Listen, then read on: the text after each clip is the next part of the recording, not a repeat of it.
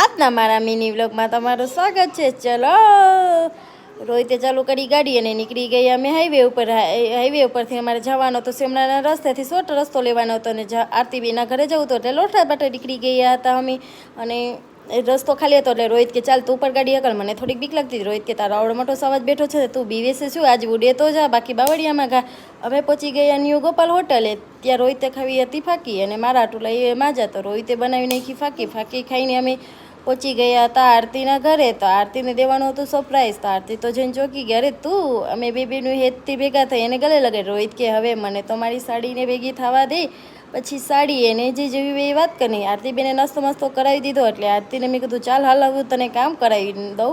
એટલે મેં આરતીબેનને કરાવી નાખ્યું કામ, અને કામ કરાવી હવે રોહિતથી ત્રણે બેસીને મજાક મસ્તી કરી રાખી। મજાક મસ્તી કરીને તમે જોઈ શકો છો કે મેં એનું ઘર એકદમ ચકાસ કરી નાખ્યું। તો કેવો લાગ્યો મારો મિની વ્લોગ તે કમેન્ટમાં જરૂર કહેજો।